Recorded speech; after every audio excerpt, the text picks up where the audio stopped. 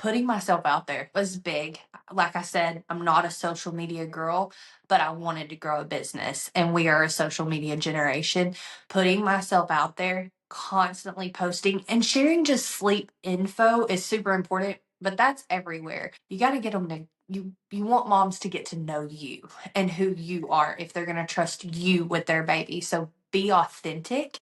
Go visit nurse practitioners, pediatricians, OBs, lactation consultants, therapists. I mean, go talk to those people and know it's okay if no one calls you that next day, but you planted that seed, and then go see them again in a little while and be like, "Hey, my business is growing. I'm back. Just wanted to remind you I'm here."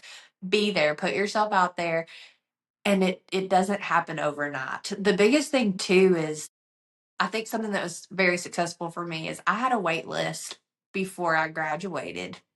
And part of that was because I knew if I was doing this, I was doing this. And so as I was wrapping up my program, I announced when I signed up for it. I announced as I was going through it. I did a giveaway so that I could really get different dynamics for my volunteer clients for y'all to supervise me on. And so I didn't want to just do my friends' kids. I know my friends' kids well. I wanted to do other people that I didn't have as close of a relationship with and talk through and learn how to talk to somebody about something other than therapy. And so, really just putting yourself out there, advertising what you're doing, and being genuine in who you are, because there's sleep consultants everywhere. There's still not enough of us. There's sleepy mamas really everywhere. There's enough space for all of us in this world. And it's okay if my personality is not for this person, but it might be for that person. And that's okay. And so I think accepting that and just being genuine is the one thing that I've like held myself very accountable for.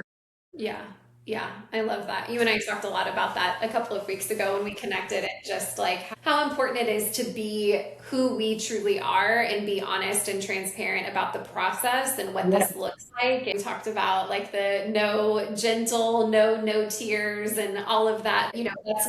That's not a reality, and we're not going to pretend like something is going to be what it's not actually going to Yeah, be. I would say that I say on all of my consults, especially the longer I've done this and I've learned to be just raw and honest. Sometimes my husband's like, "Did you say that?" Yes, I did. Because this is hard for some moms, especially depending on what they're feeling, what level of exhaustion they have. Do they have a spouse at home supporting them or a partner, or are they away for work and this mom is doing it herself? And I'm like, this is going to be hard, but you're already living in a hard. Like, at least we're using this hard to work towards something good. And it's going to have some hard moments, but I've got you. You calling me crying doesn't bother me one bit. I want to help you. And so that's something I never want to lose sight of, because those moms will call you crying sometimes. And I get it. I cried in the hallway too when I sleep trained my baby, and I still don't regret it to this day. And he's almost 4, and my daughter's 2, and I don't regret it. My kids are so much better for it, and I'm a better mom for it. And so, really helping those moms through that hard moment and just being honest, like, hey, this is going to be hard sometimes, but I've got you. That goes a long way.